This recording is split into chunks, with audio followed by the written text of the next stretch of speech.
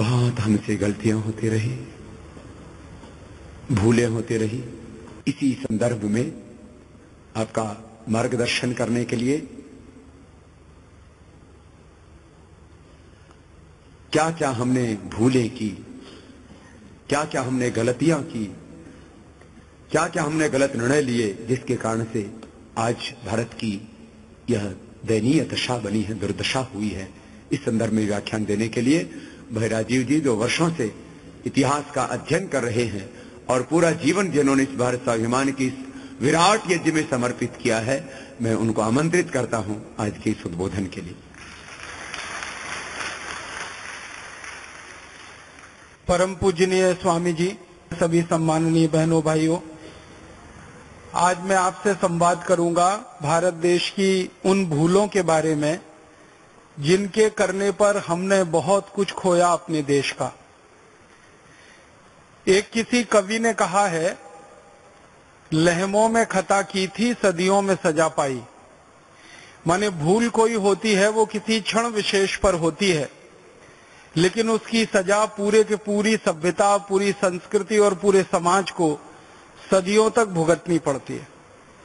सैकड़ों सालों तक वो सजा हम भुगतते रहते हैं। छोटी सी एक भूल किसी क्षण में हमसे हो जाती है। तो भारत देश के इतिहास में आजादी के पिछले 63 वर्षों में क्या क्या ऐसी बड़ी भूलें हुई हैं जिनकी सजा हमारा पूरा समाज और देश अभी तक पा रहा है, और आजादी के पहले हमसे ऐसी क्या भूलें हुई हैं जिनकी सजा अभी तक हमारे देश और समाज को मिल रही है। ये दो हिस्सों में मेरे व्याख्यान को विभाजित करूंगा। व्याख्यान का प्रथम भाग होगा आजादी के बाद हमसे जो भूलें हुई पिछले 63 वर्षों में, और व्याख्यान का दूसरा और अंतिम हिस्सा होगा आजादी के पूर्व हमसे जो भूलें हुई। मैंने इसमें जो कालखंड लिया है, जो समय लिया है, वो आज से लेकर लगभग पिछले 250 वर्षों तक का है।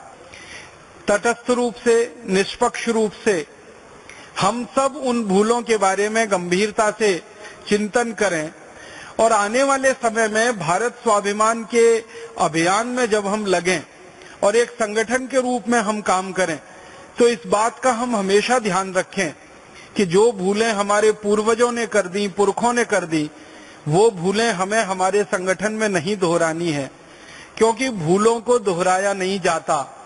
भूलों को जो दोहराते हैं वो अपना इतिहास नहीं बना सकते, उनका कोई भविष्य नहीं हो सकता, वो वर्तमान में ही दफन हो जाते हैं। दुनिया में सबसे अच्छी सभ्यताएं वो मानी जाती है जो अपनी भूलों का सुधार करती चली जाती है, और दुनिया में वही सभ्यताएं जीवंत मानी जाती है जो अपनी भूलों का सुधार समय के अनुसार करती रहती हैं।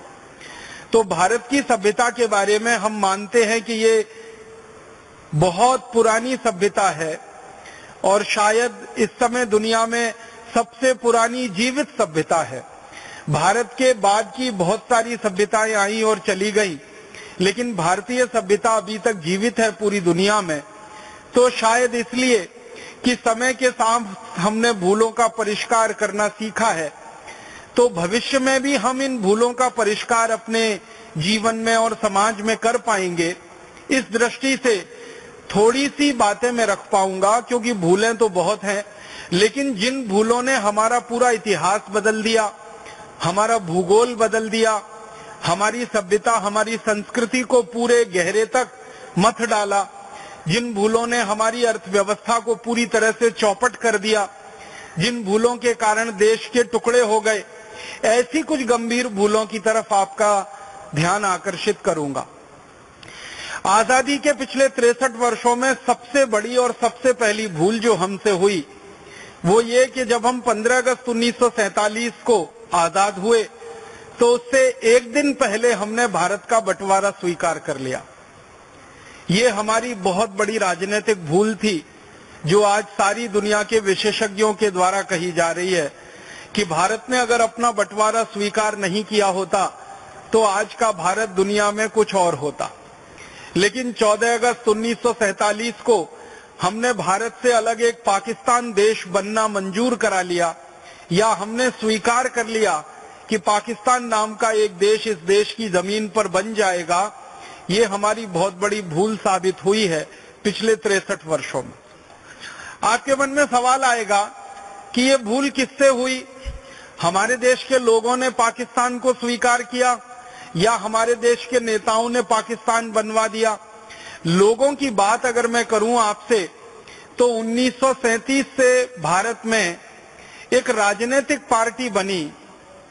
मोहम्मद अली जिन्ना उसके अध्यक्ष हुआ करते थे और उस राजनीतिक पार्टी ने भारत देश में पाकिस्तान की मांग करना शुरू किया।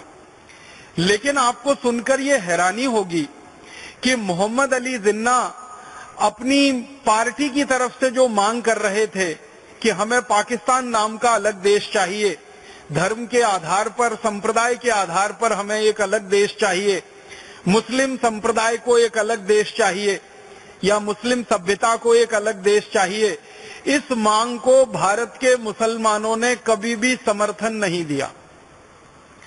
भारत के मुसलमानों की इस बात के लिए तारीफ करनी पड़ेगी कि जिन्ना के द्वारा की गई इस मांग को भारत के मुसलमानों ने कभी भी समर्थन नहीं दिया। भारत के मुसलमानों ने कभी भी पाकिस्तान की मांग को मंजूर नहीं किया।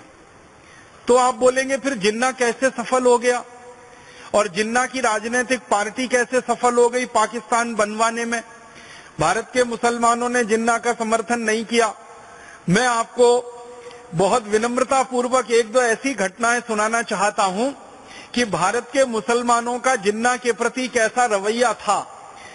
कई बार जिन्ना मुसलमानों के बीच में व्याख्यान देने जाता था और मुसलमानों को इस बात के लिए उकसाता था कि तुमको अलग पाकिस्तान लेना चाहिए, तुमको अलग देश बनाना चाहिए।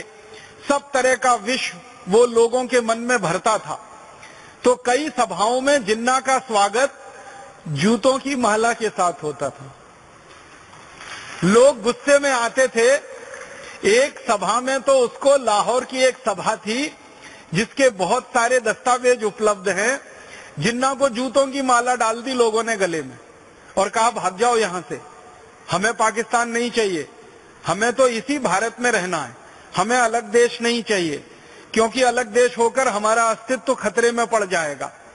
जो मुस्लिम दूसरे नेता हुआ करते थे वो ये कहा करते थे कि अगर अलग पाकिस्तान बना तो एक तरफ तो भारत है ही हमेशा और दूसरी तरफ चीन बैठा है, इतना ताकतवर देश, कभी भी पाकिस्तान को खत्म करा देगा। इसलिए जो जिम्मेदार और समझदार मुस्लिम नेता थे इस देश में, जैसे मौलाना अबुल कलाम आजाद थे और इनके बहुत सारे सहयोगी मुस्लिम नेता थे, बदरुद्दीन तैयब जी करके एक बहुत बड़े मुस्लिम नेता थे, फिरोज शाह करके एक बड़े मुस्लिम नेता हुए इस देश में, ऐसे बहुत समझदार मुस्लिम नेता कहा करते थे कि पाकिस्तान अगर बना तो ना सुखी होगा, न समृद्धशाली होगा, न संपत्तिशाली होगा, उल्टा हमेशा दो देशों के बीच में फंसा रहेगा और चक्की में घुन की तरह से पिसता रहेगा। एक तरफ चीन बैठा है, दूसरी तरफ भारत तो है ही। इसलिए ज्यादा समझदार मुस्लिम नेता मानते नहीं थे जिन्ना की बात को। फिर आप बोलेंगे फिर जिन्ना ऐसे आगे कैसे बढ़ गया? वास्तविकता ये थी कि जिन्ना की ये जो मांग थी पाकिस्तान बनना चाहिए, इसको अंग्रेजों का भरपूर समर्थन था। और वास्तविकता जो मैं कहना चाहता हूं आपसे, जो ऐतिहासिक दस्तावेज हैं वो ये कहते हैं कि पाकिस्तान जिन्ना को नहीं चाहिए था, पाकिस्तान अंग्रेजों को चाहिए था। अंग्रेजों की ये कुटिल नीति थी, उनकी ये कूटनीति थी या उनकी ये दुर्नीति थी कि वो भारत को तोड़कर यहां से छोड़कर जाएं। अंग्रेजों का इतिहास अगर आप पढ़ेंगे पिछले 500 वर्षों का, दुनिया के लगभग 71 देशों को उन्होंने गुलाम बनाया। पिछले 500 वर्षों में ऑस्ट्रेलिया उनका गुलाम हुआ, न्यूजीलैंड उनका गुलाम हुआ, सिंगापुर उनका गुलाम हुआ, हांगकांग, ताइवान को अंग्रेजों ने गुलाम बनाया। भारत के पड़ोसी बहुत सारे देश, इंडोनेशिया, मलेशिया अंग्रेजों की गुलामी में गए। चीन भी गुलाम रहा काफी दिनों तक अंग्रेजों का। जापान को अंग्रेजों ने गुलाम बनाया। दुनिया के ऐसे 71 देशों में, अमेरिका, कनाडा भी अंग्रेजों के गुलाम रहे हैं। ऐसे 71 देशों में जहां जहां अंग्रेजों ने अपना साम्राज्य स्थापित किया था, उन सभी देशों को छोड़ने से पहले अंग्रेजों ने उनका बंटवारा किया था। अफ्रीका का इतिहास अगर आप पढ़ेंगे तो अफ्रीका में अंग्रेजों ने 450 वर्षों की गुलामी लाई थी, या 450 वर्षों तक अफ्रीका में अंग्रेजों का साम्राज्य चला था, और अफ्रीका के एक एक देश को सीधी सरल रेखा में उन्होंने बांट दिया। अगर आप थोड़ा सा विश्व के मानचित्र का अध्ययन करेंगे तो अफ्रीका का नक्शा अगर आप देखेंगे तो अफ्रीका के जो देश हैं, जैसे नाइजीरिया है, जैसे सोमालिया है, जैसे इथियोपिया है, जैसे जिम्बाब्वे है, ऐसे अफ्रीका के छोटे बड़े देशों को आप देखेंगे नक्शे में तो सभी देशों की सीमा रेखाएं एक सरल रेखा है, स्ट्रेट लाइन है। कोई देश चौकोर है, कोई तिकोना है, कोई पंचकोणीय है, कोई षटकोणीय है। इस तरह से देशों को काटा है। मैं आपको जो कहना चाहता हूं वो ये कि देश की सीमाएं कभी भी सीधी सरल रेखा नहीं होती। देश की सीमाएं टेढ़ी मेढ़ी रेखा होती हैं। भारत की सीमा को देखो, अंग्रेज तो भारत को खंड खंड तोड़ना चाहते थे। वो तो भारत देश के ऊपर भगवान की कृपा हुई कि सरदार वल्लभ भाई पटेल जैसा लौह पुरुष हमको भेज दिया उसी समय में, और उनकी दूरदृष्टि थी, उन्होंने अंग्रेजों की चाल को कामयाब नहीं होने दिया। वरना अंग्रेज तो भारत के 565 टुकड़े करना चाहते थे, और भारत को वो ऐसे ही बांटने की योजना लेके आए थे जैसे अफ्रीका को उन्होंने बांटा। तो अफ्रीका के देशों के बारे में आप ध्यान से देखेंगे, सभी देशों की सीमाएं स्ट्रेट लाइन में है, सीधी सरल रेखा है। ऐसे बांटा है अंग्रेजों ने मनमानी से, मनमर्जी से। तो अंग्रेजों की योजना थी, जैसे अफ्रीका में उन्होंने किया कि देश को छोड़ा तो बंटवारा कराया उस देश का, खंड खंड तोड़ा उस पूरे अफ्रीका के लोगों को, वैसे ही उनकी योजना भारत के लिए थी कि भारत को वो छोड़ेंगे तो एक देश नहीं रहने देंगे, उसको खंड खंड तोड़ेंगे। तो उन्होंने क्या किया, भारत में 565 रियासतें हुआ करती थी, उनके राजा हुआ करते थे, उनको भड़काना शुरू किया, उकसाना शुरू किया, और हर एक राजा को अंग्रेज ये कहा करते थे प्रत्यक्ष और परोक्ष रूप से कि आप चाहो तो भारत से अलग हो सकते हो। और ज्यादातर राजा ये कहा करते थे नहीं, हमको तो भारत में विलय होना है, भारत में मिलना है। तो फिर अंग्रेज उनको और चिढ़ाने के लिए कहते थे कि फिर आपकी मर्जी, भविष्य में आपका क्या होगा हम नहीं जानते। तो इस तरह से राजाओं को भड़का के, राजकुमारों को भड़काकर उनकी योजना थी कि वो भारत को 565 टुकड़ों में तोड़ें। लेकिन उनकी ये योजना कामयाब नहीं हो पाई, क्योंकि उनकी योजना को नाकामयाब करने के लिए सरदार वल्लभ भाई पटेल ने रात दिन एक कर दिया था और जी जान लगा दिया था। इसलिए भारत की अधिकांश रियासतें, 3 को छोड़कर, एक रियासत थी जम्मू कश्मीर, एक रियासत थी उसका नाम था जूनागढ़ जो गुजरात में है, समुद्र के किनारे है, और एक रियासत थी हैदराबाद। ये 3 रियासतों को छोड़कर 562 रियासतों ने अंग्रेजों की किसी बात को नहीं माना था, और उन्होंने संकल्प लिया था कि भारत की आजादी के साथ हम भारत में ही रहेंगे, भारत में ही विलय होंगे, हमारा भारत से अलग कोई अस्तित्व नहीं है। तो अंग्रेजों की चाल कामयाब नहीं हुई। 562 रियासतों ने भारत में मिलने का फैसला किया था और वो विलय हो गए। 3 रियासतें अंग्रेजों की चाल में फंसी थी, जम्मू कश्मीर फंसा, हैदराबाद फंसा और जूनागढ़ फंसा। इन 3 रियासतों को अंग्रेजों ने भड़का रखा था कि आप भारत में मिलोगे तो कोई फायदा नहीं है, आप भारत से अलग हो जाओ, एक नया राष्ट्र बनाओ। तो जम्मू कश्मीर में ये मांग शुरू हुई थी कि हम भारत से अलग एक नया राष्ट्र बनाएंगे। इसी तरह जूनागढ़ का जो राजा था वो मुसलमान था, उसने ये कहना शुरू किया था कि हम